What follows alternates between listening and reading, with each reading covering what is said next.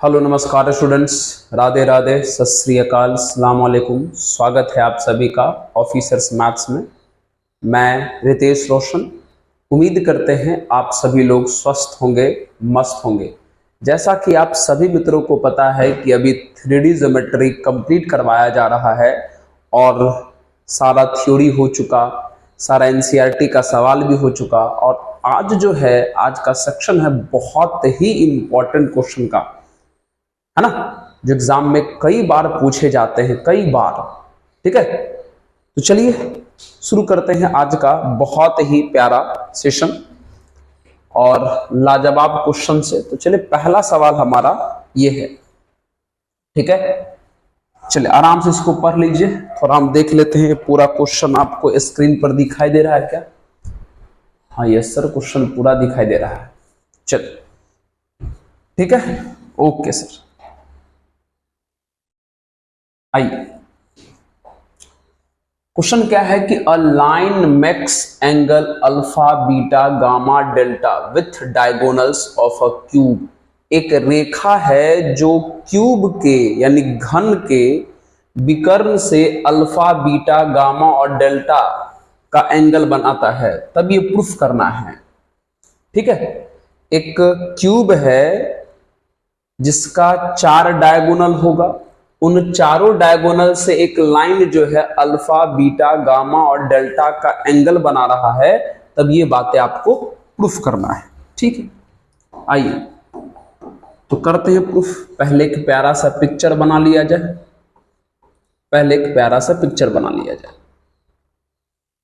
चलिए आइए बनाते हैं। ठीक है, चलिए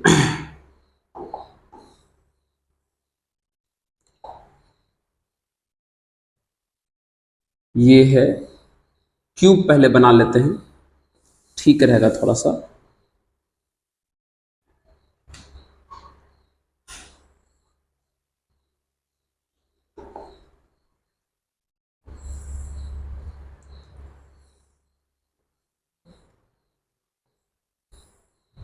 यह एक क्यूब है।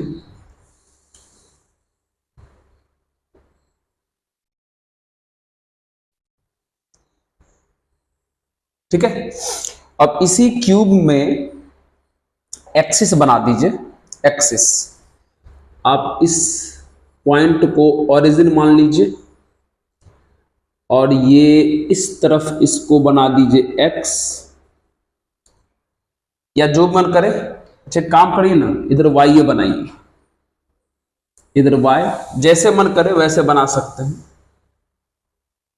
इसको चलिए हम लोग एक्स मान लेते हैं, जैसे मन करे आप वैसे एक्सिस मान सकते हैं, इसमें कोई बुराई वाली बात नहीं है। इसको मान लेते हैं जेड।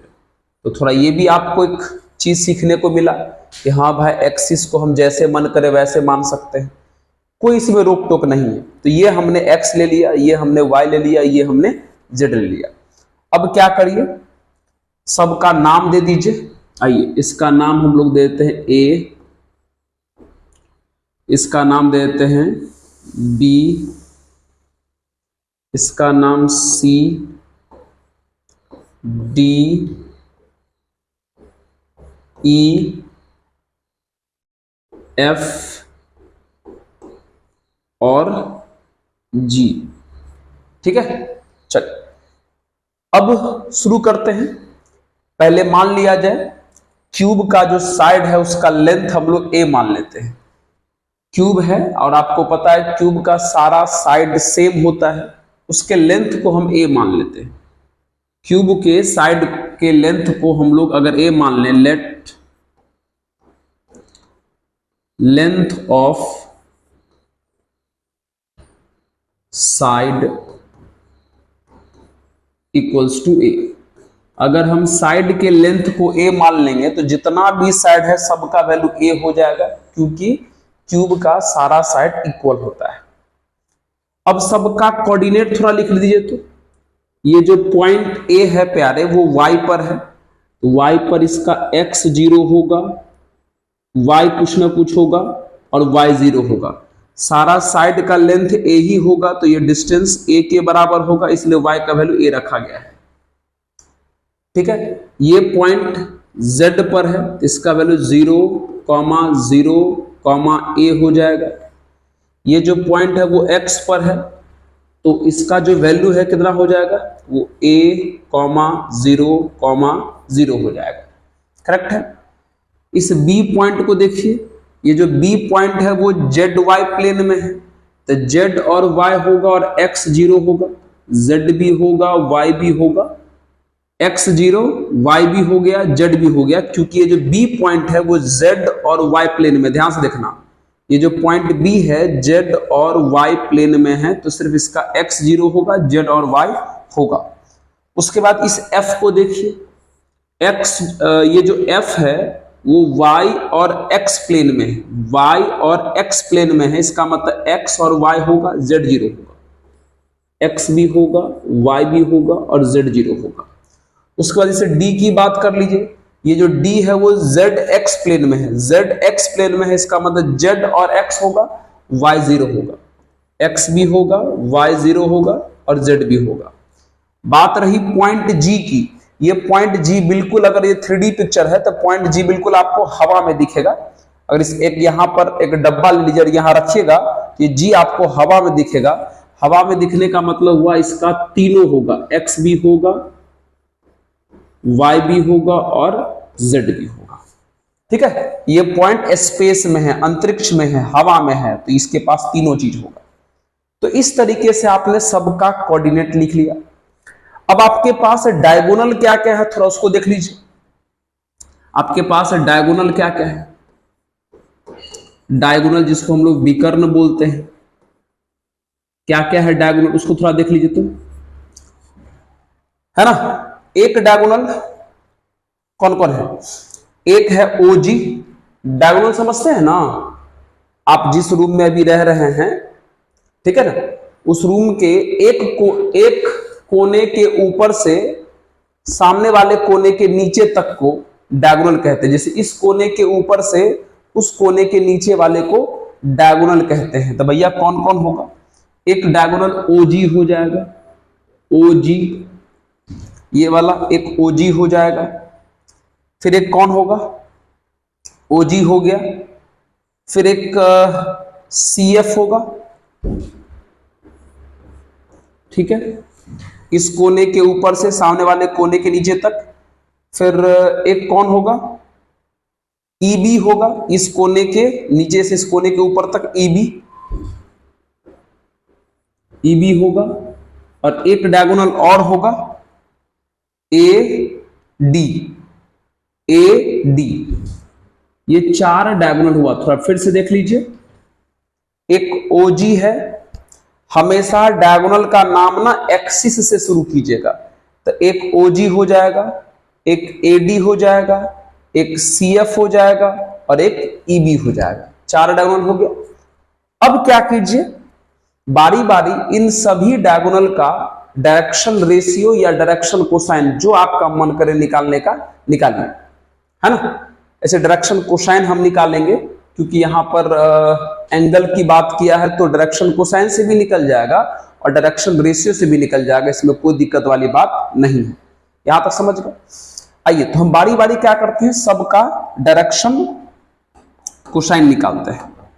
चलिए, सबसे पहले डायरेक्शन कोसाइन ऑफ OG, अच्छा OZ लिख दिए यहां पे, सॉरी यहां पर हम OZ लिख दिए हैं गलती से, OG होगा, ठीक है। चलिए, डायरेक्शन कोसाइन ऑफ OG, तो डायरेक्शन कोसाइन कैसे निकलेगा, पहले डायरेक्शन रेशियो निकालिए। तो डायरेक्शन रेशियो निकालने का मतलब एक पॉइंट में से दूसरा पॉइंट माइनस करेंगे, मतलब A, ये जो O है आपका ओरिजिन है, ओरिजिन मतलब 0 0 0, तो OG का पहले डायरेक्शन रेशियो निकालोगे तो A minus 0, A minus 0, A minus 0। Direction ratio का मतलब क्या होता है, सेकंड पॉइंट में से फर्स्ट पॉइंट को माइनस कीजिए, तो A माइनस 0 आएगा, कॉमा A माइनस 0 आएगा, कॉमा A माइनस 0 आएगा। ये हुआ डायरेक्शन रेशियो, लेकिन निकालना है डायरेक्शन कोसाइन। तो डायरेक्शन कोसाइन निकालने के लिए इस OG के लेंथ से भी करना पड़ेगा डिवाइड। और लेंथ कैसे निकलेगा भैया? डिस्टेंस फॉर्मूला से, x1 माइनस x2 का whole square, y1 minus y2 का whole square, z1 minus z2 का होल स्क्वायर करोगे तो कितना आ जाएगा? a माइनस 0 का whole square a square, a minus 0 का whole square a square, a minus 0 का होल स्क्वायर a स्क्वायर। कितना आ जाएगा?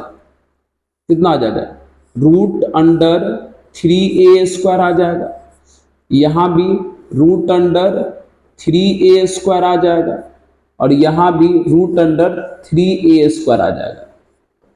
और नहीं तो आप ये भी जानते हैं कि डायरेक्शन रेशियो अगर निकल जाए, जैसे a माइनस 0 का मत a हुआ, a माइनस 0 का मत a हुआ, a माइनस 0 का मत a हुआ, जब डायरेक्शन रेशियो निकल जाता है तो उसी के स्क्वायर को प्लस करके और रूट लेके डिवाइड कर देते हैं।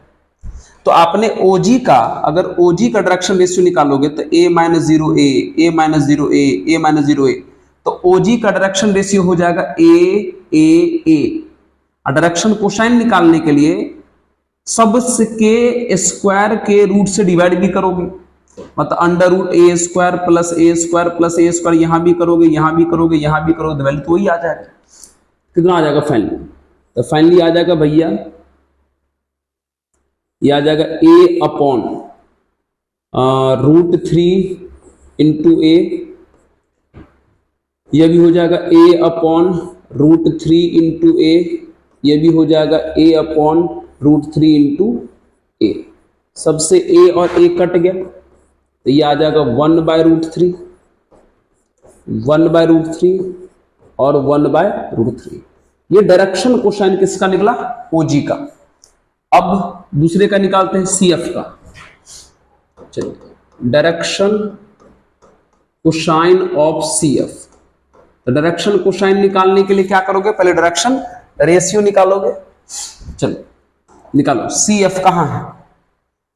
यहां है C और यहां है F। तो F में से C को माइनस करो तो a minus 0 a minus 0 a minus 0 a और 0 माइनस a माइनस a, यानी कितना आ जाएगा? a और माइनस a, यही है। और फिर सबके स्क्वायर के रूट से डिवाइड भी करोगे, मतलब a square plus minus a square, तो फिर से कितना आ जाएगा? 3a स्क्वायर हो जाएगा, 3a स्क्वायर हो जाएगा, 3a स्क्वायर हो जाएगा, है ना। जब डायरेक्शन रेशियो निकल जाता है तो फिर उसके स्क्वायर के रूट से डिवाइड भी करते हैं।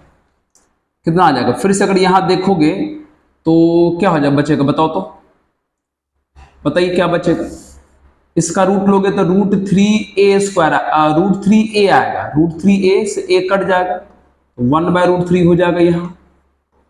यहां भी 1 बाय रूट 3 हो जाएगा और यहां हो जाएगा माइनस 1 बाय रूट 3 हो जाएगा। सही है ना। इसका रूट लोगे तो रूट 3a आ जाएगा, a से a कट जाएगा।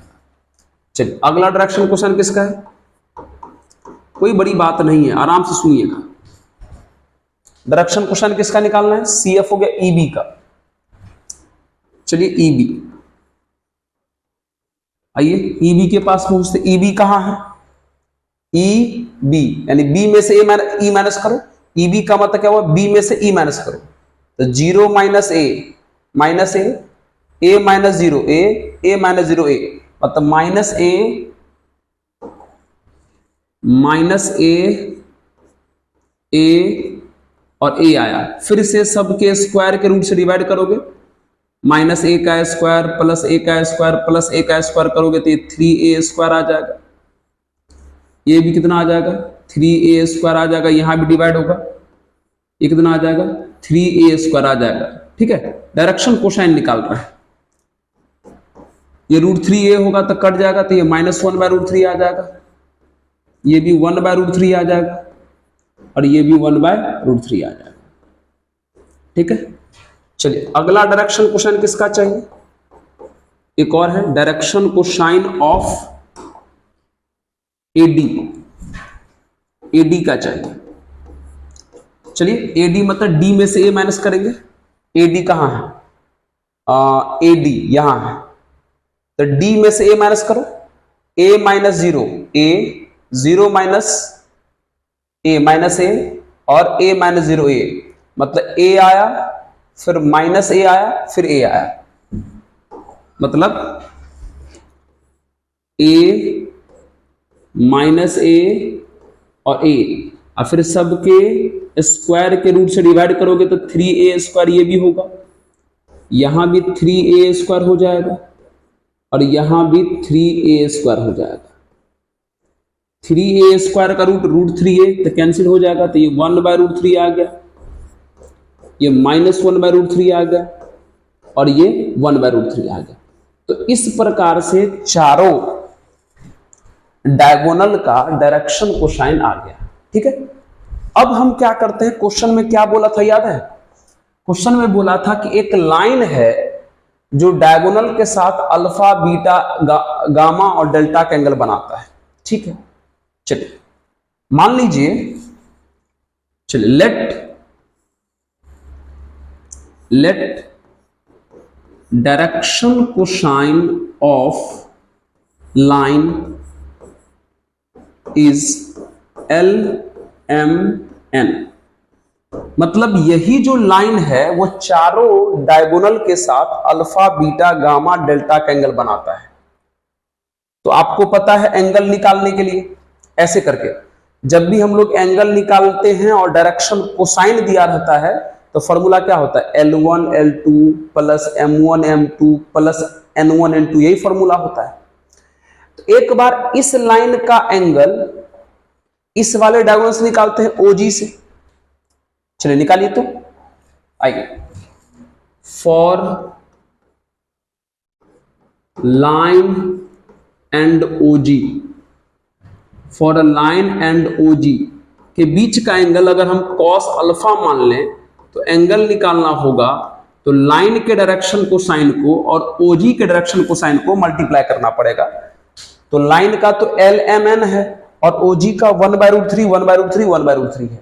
अगर तीनों को मल्टीप्लाई करोगे, फॉर्मूला क्या होता है, जब डायरेक्शन को साइन दिया है तो फॉर्मूला होता है L1 L2 plus M1 M2 plus N1 N2।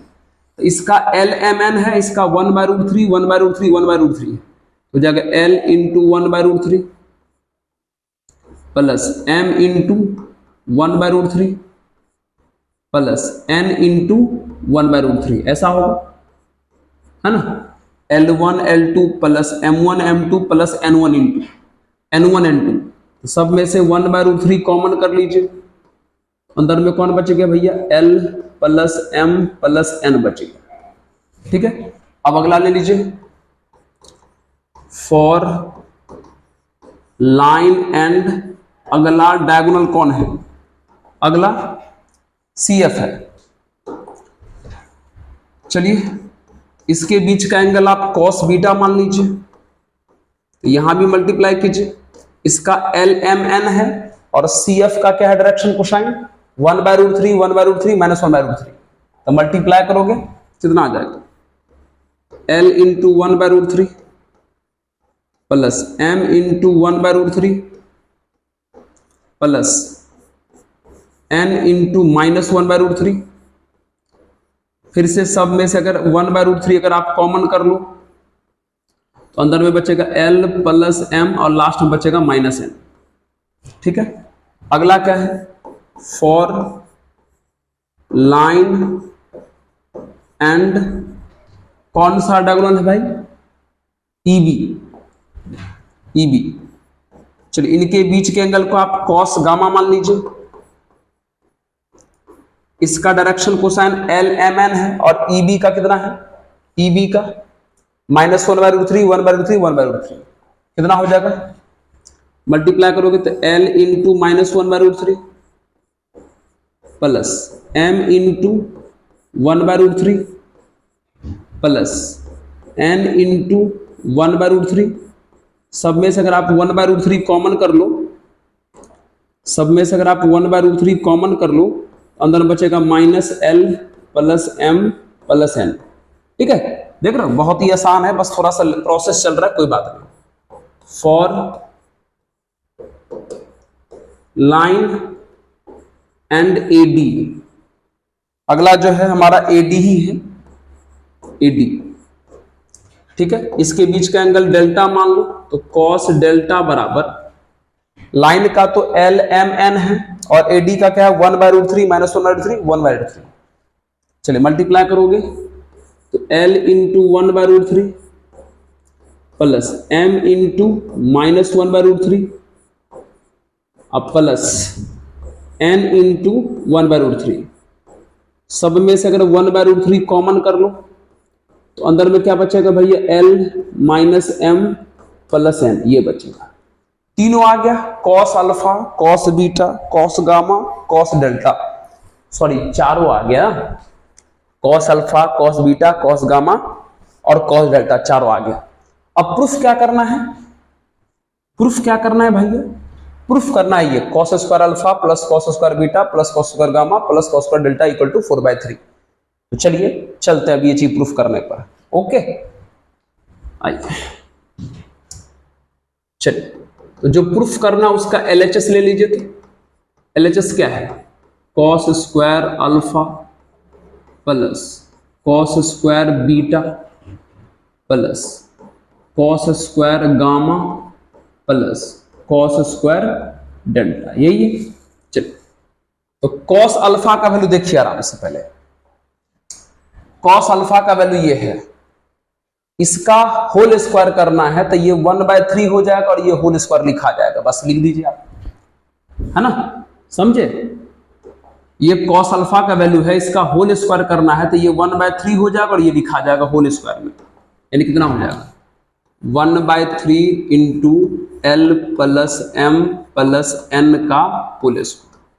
फिर कॉस बीटा के पास आइए, कॉस बीटा का वैल्यू ये है, इसका होल स्क्वायर करोगे तो ये 1/3 और ये होल स्क्वायर में लिखा जाएगा, बस 1/3 into L plus M minus N का होल स्क्वायर। फिर कॉस गामा के पास आइए, कॉस गामा इसका होल स्क्वायर करोगे तो ये 1/3 हो जाएगा और ये होल स्क्वायर में लिखा जाएगा 1/3 minus L plus M plus N का होल स्क्वायर, ठीक है। और कॉस डेल्टा इसका होल स्क्वायर करोगे तो ये 1/3 और ये लिखा जाएगा होल स्क्वायर में 1/3 और ये लिखा जाएगा L minus M plus N का होल स्क्वायर, सही है। चलिए सब में से 1/3 हम कर लेते हैं कॉमन, कर लिए 1/3, यहां से भी यहां से भी यहां से भी यहां से भी कॉमन कर लिया। अब गौर से देखो, ये a plus B plus C का होल स्क्वायर है, क्या होता है formula, a square plus B square plus C square plus 2ab plus 2bc plus 2ca, ये हो गया। चलिए अब इसका होल स्क्वायर करोगे तो यहां c माइनस में ध्यान रखना, a square plus B square plus C square तक पे कोई असर नहीं पड़ेगा। जब 2ab करोगे तो प्लस 2lm लिखाएगा, लेकिन जब 2bc करोगे तो माइनस में हो जाएगा 2bc, और 2ca करोगे तब भी माइनस में हो जाएगा 2ln, ठीक है। चलो अब यहां की बात कर लेते हैं, प्लस यहां की बात कर लेते हैं, यहां से शुरू कीजिए, यहां से। अब इसकी बात करोगे, इसका स्क्वायर करोगे, ध्यान रखना a माइनस में है, ऐसे a square plus B square plus C square में तो कोई दिक्कत नहीं है। जब 2ab करोगे तो माइनस 2lm लिखाएगा, 2bc में तो प्लस ही आ जाएगा, और जब 2ca करोगे तो माइनस 2ln आ जाएगा, ठीक है। चलिए फिर प्लस, अब यहां माइनस m के साथ है तो l square plus m square plus n square में कोई दिक्कत नहीं है। जब 2ab करोगे तो माइनस 2lm आ जाएगा, जब 2bc करोगे तब भी माइनस आ जाएगा 2mn, लेकिन जब 2ca करेंगे तो प्लस में रहेगा 2ln, 2ca करेंगे तो प्लस में रहेगा। चलिए ये हो गया। अब जो भी कट रहा है उसको काटा पीटी कीजिए, चलिए काटा पीटी कीजिए। ये 2lm प्लस में माइनस में, 2mn प्लस में और माइनस में, फिर ये 2mn माइनस में, ये प्लस में, 2ln माइनस में प्लस में, 2lm प्लस में सॉरी माइनस में, और ये प्लस में, और कहां कहां बचा, अच्छा यहां देख लो, ये माइनस में और ये प्लस में कट गया, हो गया। अब एक बात याद रखिए, 1/3 क्या आपको एक फॉर्मूला पता है? फॉर्मूला ये है सर, डायरेक्शन कोसाइन के मामले में फॉर्मूला ये है कि L square plus M square plus N square बराबर कितना होता है? 1। L square plus M square plus N square बराबर 1। देख लो, यहां देख लो, क्या ये 1 देगा? Yes sir. यहां देख लो, क्या ये 1 देगा? Yes sir. यहां देख लो, क्या ये 1 देगा? Yes sir. और यहां भी देख लो, क्या ये 1 देगा? यस। तो भैया अंदर में कितना हो जाएगा? 4। अब बाहर में 1/3, तो कितना आंसर आ जाएगा? 4/3। तो फाइनली ये क्वेश्चन हमारा जो प्रूफ करना था वो प्रूफ हो गया। चलिए, समझे? तो ये क्वेश्चन बहुत ही अच्छा है ना? ये क्वेश्चन बहुत ही फेमस भी है। तो इसको देखिए कितना आसानी से बन गया नॉर्मल कैलकुलेशन करते करते। चलिए बात करते हैं अब हम लोग नेक्स्ट क्वेश्चन की तरफ। अगला क्वेश्चन हमारा कौन है? ये। चलिए पढ़िए क्वेश्चन को आराम से।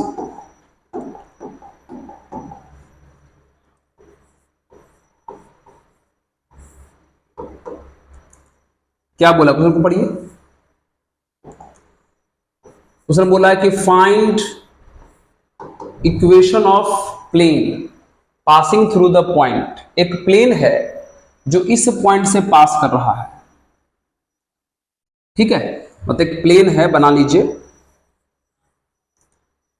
एक प्लेन है जो पॉइंट -1, 3, 2 से पास हो रहा है, और प्लेन पर आपको पता है नॉर्मल फिक्स होता है।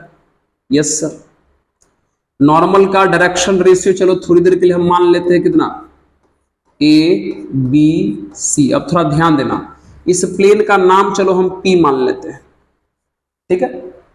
और बोला इसी प्लेन का इक्वेशन चाहिए। अब ये जो प्लेन है वो इस प्लेन के और इस प्लेन के क्या है? परपेंडिकुलर है। चलो इस प्लेन का नाम अगर हम P1 दे देते तो बताओ P1 का वैल्यू कितना है? P1 का वैल्यू है x + 2y + 3z बराबर 5। और P2 का वैल्यू कितना है? P2 का वैल्यू है 3x + 3y + z बराबर 0। ठीक है? अब ध्यान से सुनना हमारी बात को बहुत ही अच्छे से प्लीज। क्वेश्चन में बोला कि इस प्लेन का इक्वेशन निकालना है, इस P प्लेन का, और ये जो प्लेन P है वो P1 पर और P2 पर परपेंडिकुलर है। मतलब P1 के साथ भी 90 का एंगल बना रहा है और P2 के साथ भी 90 का एंगल बना रहा है। और आपको पता है कि प्लेन के बीच एंगल का मतलब होता है नॉर्मल के बीच का एंगल। अगर हम बात पहले किस पे करें?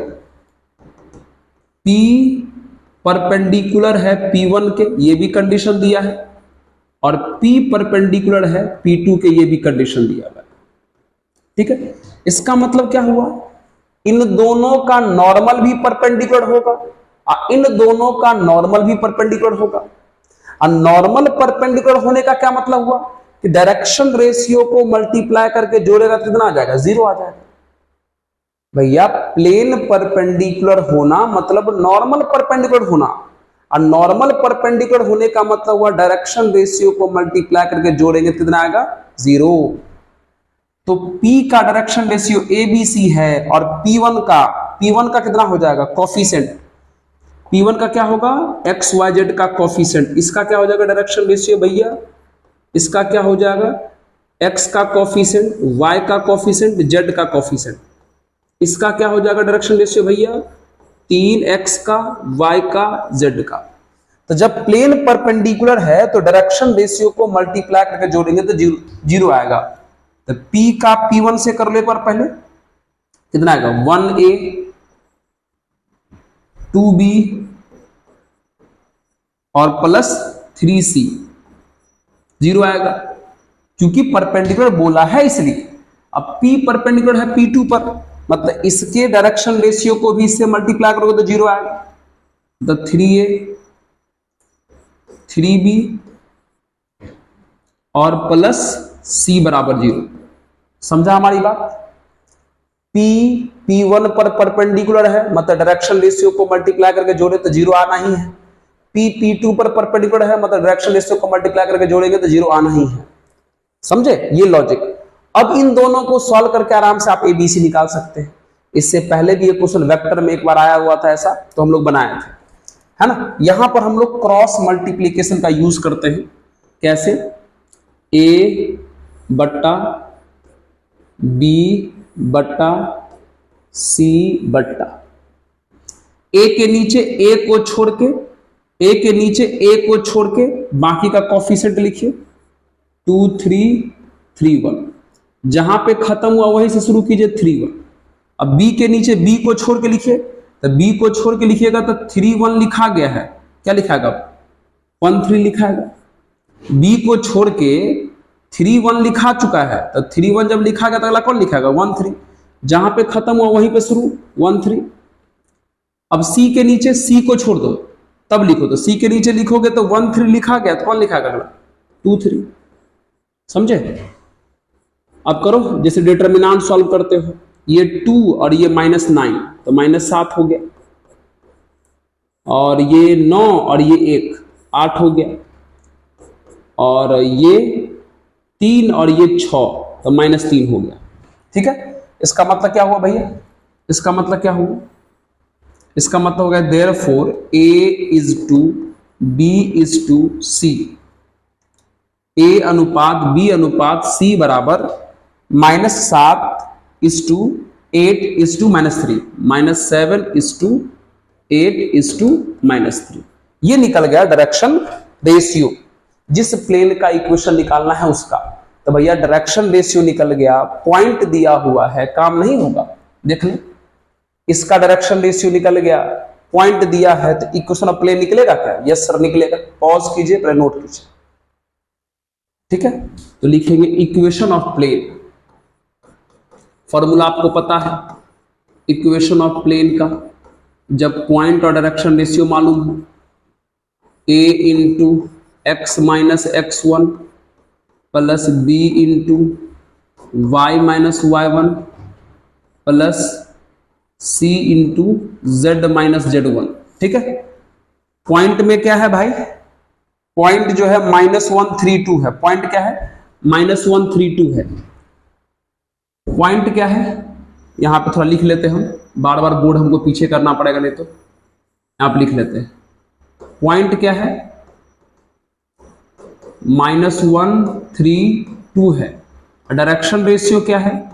डायरेक्शन रेशियो -7 8 और -3 है। देख लीजिए, बहुत बढ़िया। रखिए, A का मतलब डायरेक्शन रेशियो जो -7 है, x माइनस x1 पॉइंट जो माइनस में है तो +1 हो जाएगा। B डायरेक्शन रेशियो जो 8 है, y माइनस y1 पॉइंट जो 3 है, C मतलब डायरेक्शन रेशियो -3, और Z माइनस Z1 पॉइंट जो 2 है। अच्छा, बराबर में यहां 0 लिखिए, बराबर 0। ठीक है, सॉल्व कीजिए, तो ये हो जाएगा -7x -7, ये हो जाएगा 8y -24, और ये हो जाएगा माइनस का 3z प्लस का 6 बराबर 0। तो क्या लिखा है भाई? -7x plus 8y -3z।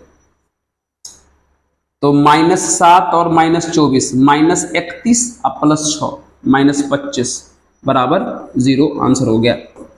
समझे? तो सबसे इसमें बेहतरीन बात था कि भैया परपेंडिकुलर का यूज करके डायरेक्शन रेशियो कैसे लिखते हैं। क्रॉस मल्टीप्लिकेशन लगा दिए और जो आंसर आया डायरेक्ट लिख दिए A/B/C बराबर -7:8:3, इस तरीके से। तो इस क्वेश्चन का सबसे बड़ा लॉजिक यही था, ध्यान रखना। जल्दी से नोट कर लीजिए इसको। ओके, चलिए आइए अगला सवाल देख लेते हैं। आइए अगला सवाल देख लेते हैं। अगला क्वेश्चन हमारा ये रहा, ये, ठीक है। ये भी बहुत ही प्यारा सवाल है, बहुत ही। चलिए, क्या आपको स्क्रीन पर ये पूरा क्वेश्चन दिखाई दे रहा है क्या? हाँ सर, दिखाई दे रहा है। चलिए, थोड़ा सा इसको नीचे ही कर लीजिए और आइए।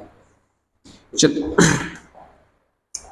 Find the distance of the point, इतना मतलब उस पॉइंट का डिस्टेंस निकालना है from the intersection of the line इतना एंड प्लेन इतना। अच्छा, ये लाइन है और ये प्लेन है, इन दोनों का जो इंटरसेक्शन वाला पॉइंट होगा, प्रतिच्छेदन वाला बिंदु होगा, वहां से इस पॉइंट का डिस्टेंस चाहिए। तो सबसे पहले आपको ये फाइंड करना पड़ेगा कि ये लाइन और ये प्लेन इंटरसेक्ट कर कहां रहा है ना। चलिए आइए मित्र, लाइन क्या दिया हुआ है, थोड़ा सा ना जल्दी से काम करेंगे। लाइन क्या दिया है? लाइन दिया है हमारा 2i माइनस जे प्लस 2k अब प्लस लेमडा इंटू 3 4 2। अब अगर आप एक थोड़ा सा समझदारी दिखाइएगा, तो आपको यहां से आप पॉइंट निकाल सकते हैं। पता हम क्यों कर रहे हैं? हम चाह रहे हैं कि ये कार्टेशियन, अच्छा एक सेकंड, थोड़ा यहां पे कॉमा डाल के लिखा गया है, सॉरी। ये 3i plus 4j plus 2k, ठीक है। हम क्या चाह रहे हैं? हम चाह रहे हैं कि ये जो लाइन का इक्वेशन वेक्टर में है वो कार्टेशियन में आ जाए। तो कार्टेशियन में आने के लिए भैया पॉइंट पता होना चाहिए। पॉइंट इसी को बोलते हैं, आई जे के हटा दीजिए भैया। कार्टेशियन में आने के लिए डायरेक्शन रेशियो पता होना चाहिए, और डायरेक्शन रेशियो लेमडा के बगल वाले से निकलेगा 3 4 2। हम इस लाइन को प्यारे कार्टेशियन में लाना चाहते हैं, तो हम पॉइंट लिख लिए यहां से डायरेक्शन रेशियो लिख लिए। अब आपको पता है इक्वेशन ऑफ लाइन कार्टेशियन में क्या होता है, x माइनस x1 2 है, बाय डायरेक्शन रेशियो 3 है, y माइनस y1 माइनस में है तो प्लस, बाय डायरेक्शन रेशियो 4 है, z माइनस z1 2 है, बाय डायरेक्शन रेशियो 2 है। समझा? मतलब ये जो लाइन है उसका इक्वेशन हम निकाल लिए कार्टेशियन में। अब क्या कीजिए, ध्यान से सुनना, आपको लाइन का और प्लेन का इंटरसेक्शन पॉइंट निकालना है। मतलब एक ऐसा पॉइंट जो लाइन पर भी हो प्लेन पर भी हो। एक काम करते हैं, आप इस लाइन से एक पॉइंट निकालो। तो लाइन से पॉइंट कैसे निकालोगे? ये तीनों आपस में बराबर है, चलो हम इसको मान लेते r के बराबर। लाइन से पॉइंट निकालना इससे पहले भी हम लोग सीखे हैं। तीनों आपस में बराबर है तो हमने क्या मान लिया, r के बराबर। फर्स्ट को ले लो और लास्ट को ले लो, सेकंड को ले लो और लास्ट को ले लो, थर्ड को ले लो और लास्ट को ले लो। अब सॉल्व तो नहीं करो तो इसको कितना आ जाएगा बताओ।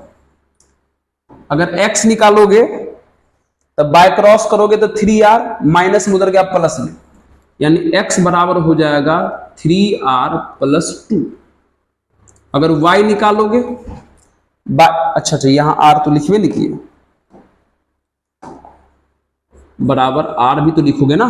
फर्स्ट बराबर r, सेकंड बराबर r, थर्ड बराबर r, है ना। पॉइंट निकालने का तरीका है कि तीनों बराबर है तो r मान लीजिए, फिर फर्स्ट और लास्ट को लेके बढ़िए, सेकंड और लास्ट को लेके बढ़िए, थर्ड और लास्ट को लेके बढ़िए।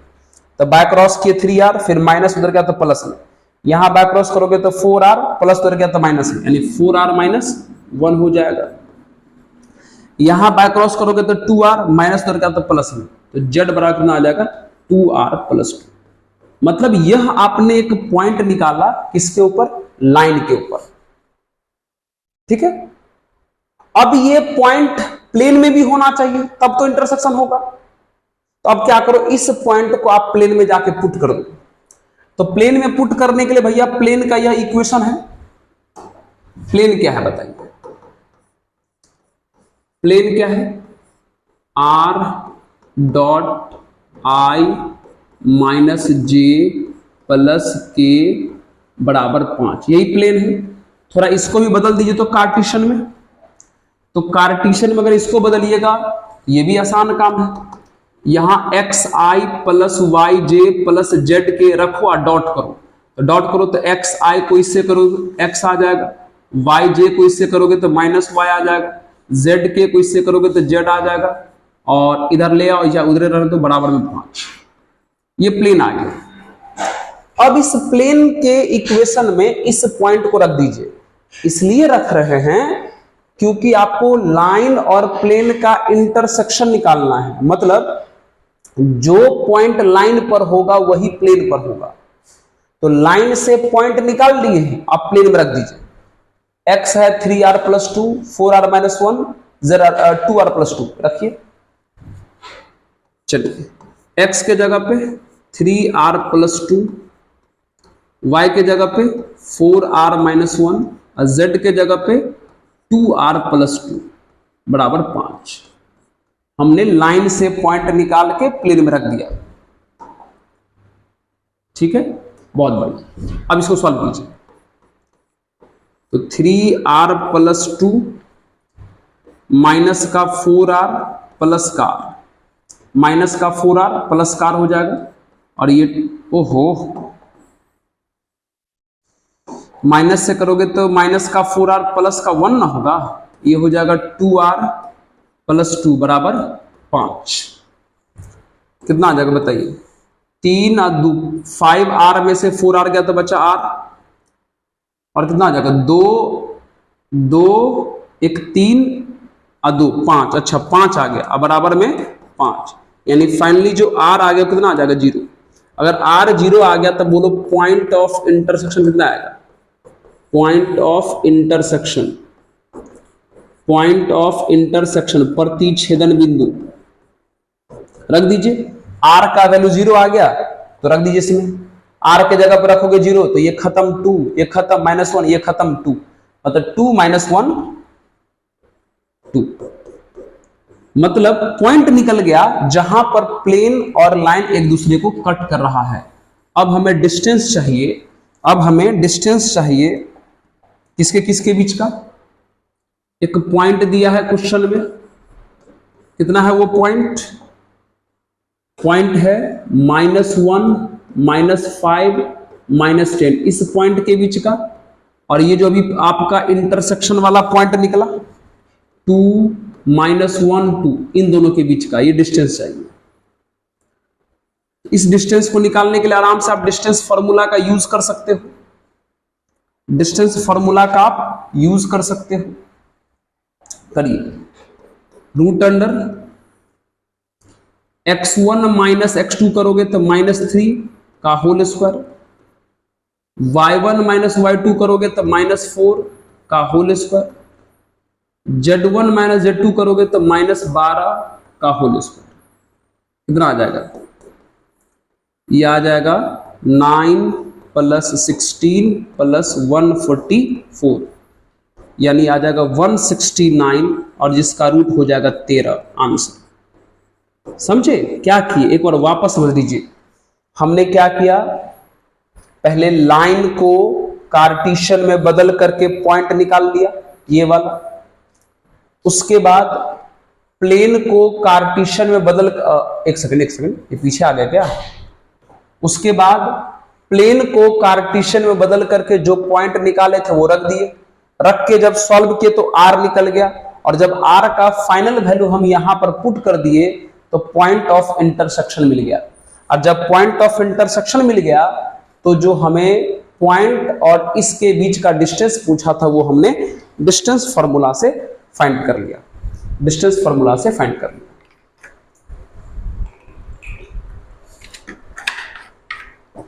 बेसिक सवाल है, लाइन से पॉइंट निकाले हैं, प्लेन में रखे हैं, r निकला है, ठीक है। अब फिर r को वापस पॉइंट में पुट कर दिए तो क्लियरली पॉइंट निकल गया।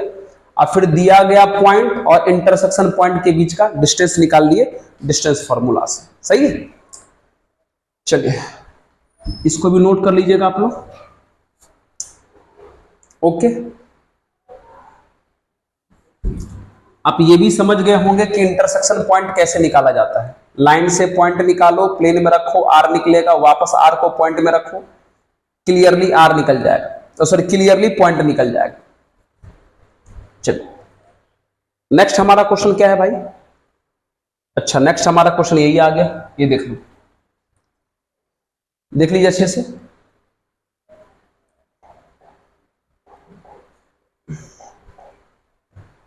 Find vector equation of the line passing through the point. अच्छा, एक लाइन है जो इस पॉइंट से पास कर रहा है, फिर कहानी वही है ना। चलिए सॉल्यूशन ध्यान सुनना पहले। एक लाइन है जो इसका वेक्टर इक्वेशन निकालना है, आराम से निकलेगा। इस पर पॉइंट दिया है कितना, 1 2 3। अच्छा इसका डायरेक्शन रेशियो मान लेते हैं कितना, A B C, और इस लाइन का नाम दे दो L, ठीक है। और ये जो लाइन है वो इस प्लेन पर और इस प्लेन के साथ पैरेलल है। बहुत बढ़िया बात, ये बात भी हम लॉजिक बता दिए। चलिए तो पहले प्लेन लिख लीजिए। तो प्लेन P1 क्या है, R dot I minus J plus 2 के बराबर 5। अगर आपको ये लॉजिक याद होगा तो बड़ा काम का चीज है। P2 बराबर R dot 3I plus J plus K बराबर 6। अब एक काम करिए, पहले डायरेक्शन रेशियो लिख लीजिए, बाद में सोचेंगे। डायरेक्शन रेशियो नॉर्मल का, direction ratio of N1 R के बगल वाले से निकलेगा। R के बगल वाला ये नॉर्मल है, इसी में से IJ के हटा दो, 1 minus 1 2। Direction ratio of normal R के बगल वाले से निकलेगा 3 1 1। अब ये बात हम आपको बता चुके हैं। क्वेश्चन में क्या कहा गया है, क्वेश्चन में कहा गया कि लाइन L जो है वो पैरेलल है P1 के प्लेन के, और दूसरी बात कहा गया है कि लाइन L जो है वो पैरेलल है P2 के भी। तो हम आपको ये बात सिखा दिए हैं कि अगर लाइन और प्लेन पैरेलल होगा उस वक्त लाइन और नॉर्मल परपेंडिकुलर होगा। यस सर, जब लाइन और प्लेन पैरेलल होगा उस वक्त लाइन और नॉर्मल परपेंडिकुलर होगा। ये लॉजिक हम आपको पढ़ा चुके हैं। लाइन और प्लेन पैरेलल मतलब लाइन और नॉर्मल परपेंडिकुलर। अब जब परपेंडिकुलर है तो डायरेक्शन रेशियो को मल्टीप्लाई करके जोड़ोगे तो 0 आएगा। तो लाइन का डायरेक्शन रेशियो ये है, नॉर्मल का डायरेक्शन रेशियो है, करो मल्टीप्लाई, 1 इंटू ए तो ए हो गया, -1 इंटू बी तो -b हो गया, और 2 इंटू सी तो 2c हो गया बराबर 0। फिर इस वाले का भी कर लो, इसका इससे 3 इंटू ए 1 इंटू बी और फिर 1 इंटू सी बराबर 0। फिर से वैसे ही बाय क्रॉस मल्टीप्लीकेशन जो मेथड होता है, a बाय b बाय और c by, cross multiplication method लगा रहे हैं। a निकालना है तो a को छोड़ के लिखो, -1 1 2 1, जहां पे खत्म वहीं से शुरू 2 1। b के नीचे लिखना है तो b को छोड़ के लिखो, तो 2 1 लिखा गया, तो यहां से कौन लिखाएगा 1 3, तो जहां पे खत्म वहीं शुरू 1 3। c के नीचे लिखना है तो c को छोड़ के लिखो, 1 3 लिखा गया है, अगला कौन लिखाएगा -1 और 1 लिखाएगा। सॉल्व कर लें, आइए सॉल्व कर लेते हैं। यहीं पर कितना आ जाएगा, a बट्टे b बट्टे और c बट्टे, आइए कर लेते हैं सॉल्व। ये हो जाएगा -1 -2 मतलब -3 आ जाएगा, ठीक है। ये 6 में से 1 गया, 5 आ जाएगा, ठीक है। ये 1 + 3 हो जाएगा मतलब 4, ठीक है 4। तो भैया डायरेक्शन रेशियो कितना निकल गया, A/B/C बराबर आ गया -3/5/4। डायरेक्शन रेशियो आ गया। मतलब अगर फिर से जिस लाइन का इक्वेशन निकालना था उस लाइन पर का पॉइंट दिया है प्यारे, कितना दिया है पॉइंट 1 2 3। वापस हम लिख रहे हैं ताकि बार बार बोर्ड चेंज ना करना पड़े।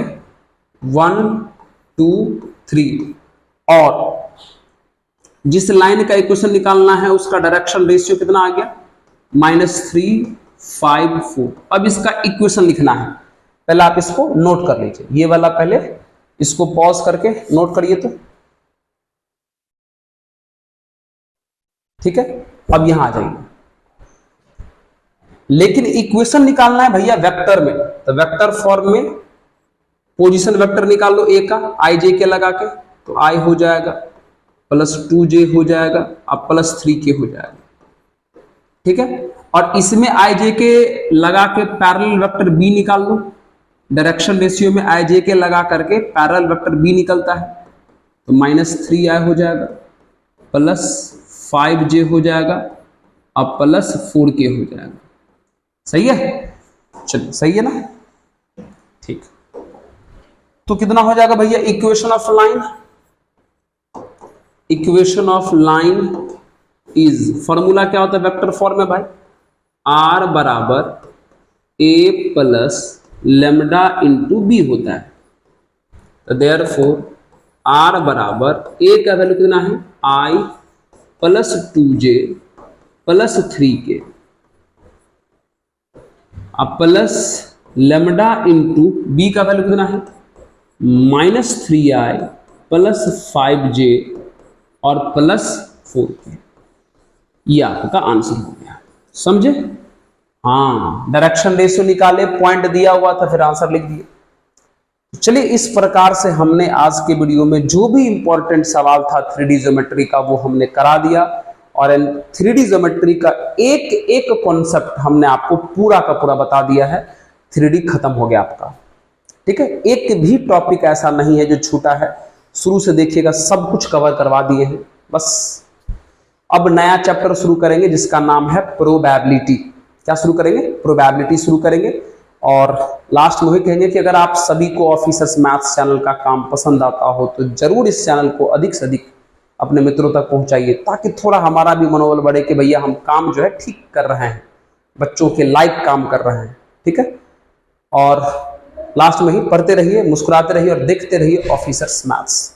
धन्यवाद।